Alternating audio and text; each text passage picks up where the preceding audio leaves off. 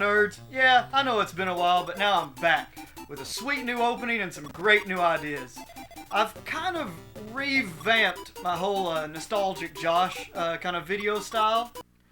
Where unlike my past videos, which I play in a let's play fashion, such as GoldenEye 64 and Turok, these newer ones will be more of a breakdown of several aspects of a game, such as gameplay, controls, music, design, and replayability.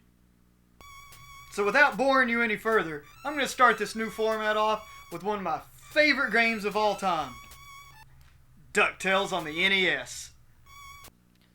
This game was based upon the very popular Disney cartoon with the same name. It featured Scrooge McDuck in a sort of Indiana Jones style where he traveled the planet in search of treasures in order to become the wealthiest duck in the world. It was full of adventure and action and plenty of laughs. And I loved this cartoon and still enjoy it today, so I wasn't surprised to find that I loved the game as well. DuckTales was developed by Capcom just like many other Disney games for the NES, such as Chip 'n Dale's Rescue Rangers, Mickey's Mousecapade, and Disney's Adventures in the Magic Kingdom, which I've already played and you can check out by clicking on the link below.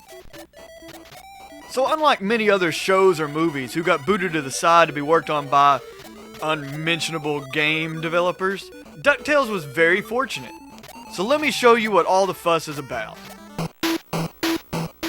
DuckTales boots up and we are greeted by a great 8-bit version of the cartoon's opening theme song. Music is not something this game is lacking in, but I'll talk more on that later. The stage select screen allows the player to choose which stage they want to play first. Very similar to Capcom's other games, you know, the Mega Man series. The sense of adventure is already beginning to show itself with this feature. There is no correct order, and you can choose to start however you want to start. Each stage is unique, and some will even offer a small life increase power-up, which might help you in some of the tougher stages. So this lends itself to the replayability aspect, because if you play the stages in a certain order, it could make the game play differently for you. The controls in this game are very tight.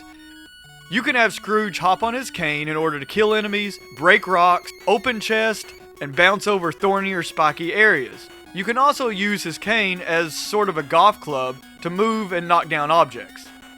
I've been told that these controls take a little getting used to, but I've honestly always found them smooth and enjoyable to execute. Each level is designed very well and offers a variety of enemies and obstacles to overcome. Not to mention the challenge of the level itself. These levels aren't super difficult, but they are sort of non-linear.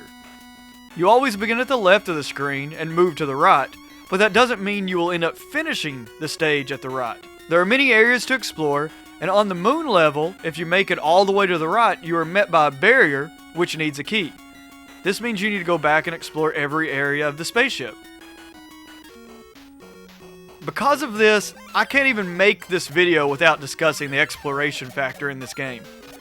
Other than Zelda, this was the first game I can remember playing where exploring was an element that wasn't required for beating the game. There are many instances where you can reach the boss without having seen up to half the level. The mine stage is a good example because it's really fun to ride on the minecart with Scrooge's nephews. But there's a possibility that going a certain route could take you past it. And when I miss that minecart ride, it kind of bums me out and makes me not even want to continue with the game. So I kind of start over just so I can play the stage again to ride in the minecart. I see that as a good thing though, because the game wants you to explore every corner of a stage before moving on. This definitely adds to the replayability value. Now for the music. It's awesome. There, you have it. This top-notch soundtrack was stuck in my head the whole time I was editing this video. At one point, my wife even told me to stop whistling the same song over and over. Just listen to some of this from let's say the Himalayan stage.